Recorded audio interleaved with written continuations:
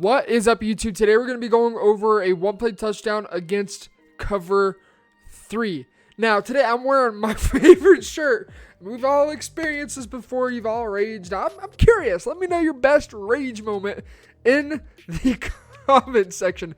So today we're going to be in the Atlanta Falcons offensive playbook, and we're going to be going into this doubles flex week. Now, we're going to have 4 wide receivers. Yes, 4 wide receivers out on the field. The thing that we're going to be utilizing is this gun tight flex. First off, where you see number 17 or Mecole Hardman is going to be, I want to say their starting running back is going to be put at the slot receiver.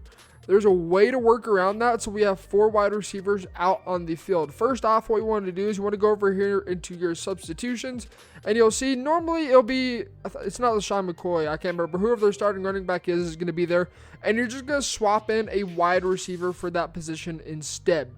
Now, I've already went ahead and put Mecole Hardman in there, and that's as is. Now, very important thing. When we go into our depth chart, there's a lot of things that are factoring into this. You're going to go down to your wide receiver. You're going to make sure your fastest wide receiver is at the number 3 position. He's going to be running the beater. And it may sound a little weird right now, but trust me, this is how it's going to work out. So make sure you go into your depth chart, put your fastest wide receiver in at the number 3 position.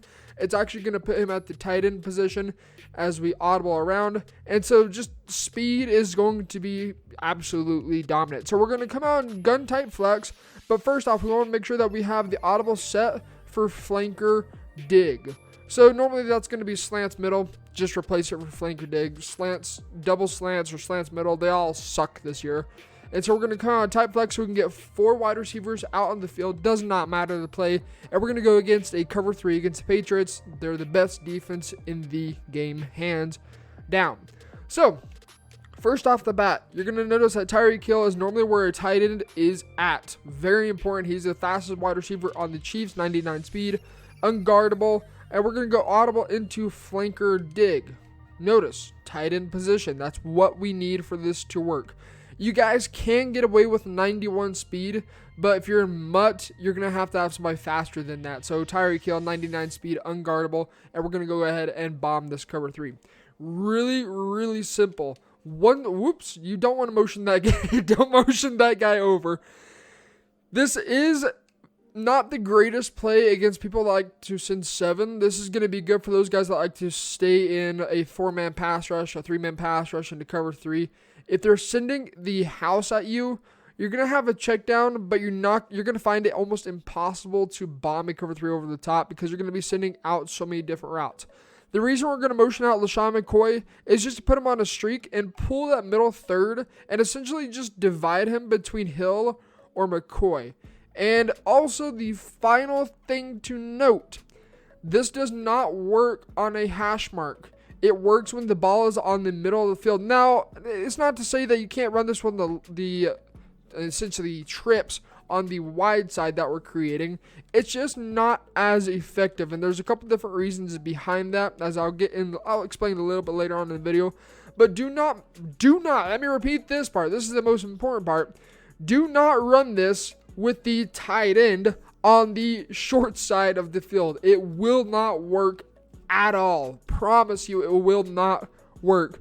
So I found that being in the middle of the hash marks are going to be your best opportunity to be able to bomb this cover 3 over the top. Again, this isn't the best play against people like this in 7, but when you can finally get them out of that and get them into sitting into coverage into cover 3, this is your chance to bomb it over the top. So we're going to go ahead and streak LaShawn McCoy. You can streak Tyreek Hill, or you can leave him on this little wheel route. I've found that if you leave him on this wheel route, he gets a little more separation in between the middle third and gets over the top of the outside third. He also gets a little bit of a speed boost as well.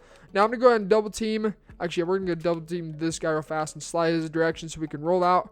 And we're going to look for Tyreek Hill over the top for a 1-play touchdown. And bam, you can see right there, swerve catch, dots. Now, hopefully that was inbounds. Man, at 20, you really never know if it's going to be inbounds or not. Hence, the shirt. We all rage at some point or another. So, again, we're coming out on gun tight flex. Make sure you have your audible set twice to the left. Back into gun doubles flex week. Flanker dig, audible to it. You're going to go ahead, but RB on a streak, motion him out. And you can leave everything else as is. Now, in that time, we had Tyreek Hill running this little baby wheel route.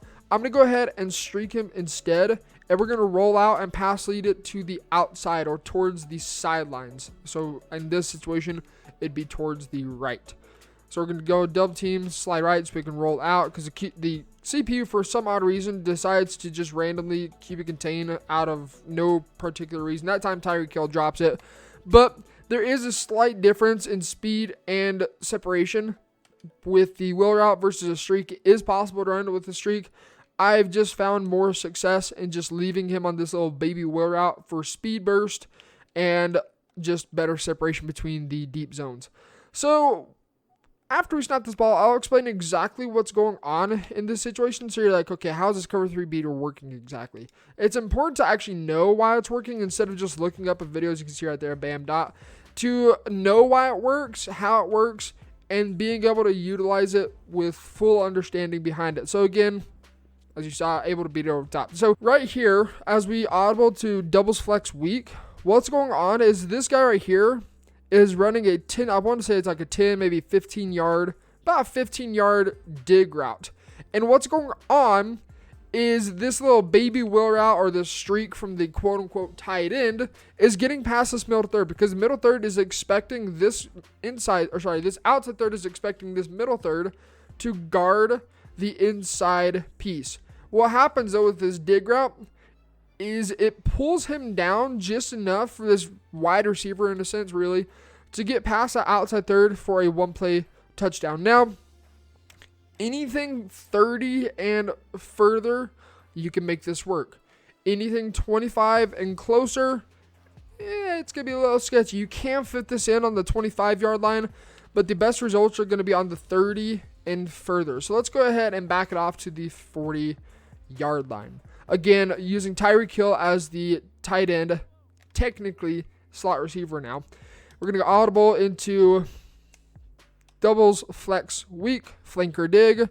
You can leave him on this little wheel route. You can streak him. Don't delay fade him. It doesn't work. And then put this running back on and streak. Motion him out. Again, that's just to really separate and force the inside third to decide if he's going to guard the tight end or if he's going to guard the running back. So it's just going to force his hand, and then we're going to double team this guy, slide to the right. So we can roll out. And right here, bam. If we don't get that dumb little animation, you can see right there, one play touchdown against cover 3. And that's even more separation on the 40-yard line. That's about 10 more yards of separation than we were at the 30-yard line. So ideally, 30 and further is going to work. You can pull this off at 25. If they don't have a zoned out, you're going to be more so looking just to split the seams on the cover 3 shell. But for the most part, this is a pretty easy one-play touchdown against cover 3. The only thing I could recommend and the most consistent way to beat this and stop this cover 3 is to deep half both your outside thirds. That's just going to prevent them from getting sucked down by that dig route and then getting burned over the top by that little streak. So let's go and do this one more time. Motion this guy out. Play the stick sometimes work. It's not consistent enough. There are other cover 3 beaters out there that play the stick. So deep half, it's always going to be your best bet to stop this one play touchdown. As you can see right there, bam, again, dot. As a reminder, this is the Atlanta Falcons offensive playbook. I haven't looked around in other playbooks to know. I'm sure there's gun doubles flex weeks somewhere else in some other playbook. I don't know of other playbooks that have this particular play. But if you're able to find something similar to this, it's going to work essentially the same. Again, do not run this with your tight end on the right hash. Do not have him on the short side of the field, essentially, because this will not work against a cover 3 if you're running the 2 wide receivers on the short side of the field. Middle of the hash, or have your tight end on the wide side of the field. Middle of the hash is going to be the best result to be able to get this cover 3 beater to work. So with that being said, that's going to take care of this video. If you guys are new to the channel, be sure you hit that subscribe button. Check out the links down below in the description for more content as well. And until next time, get into the lab. This has been T Meister. See ya.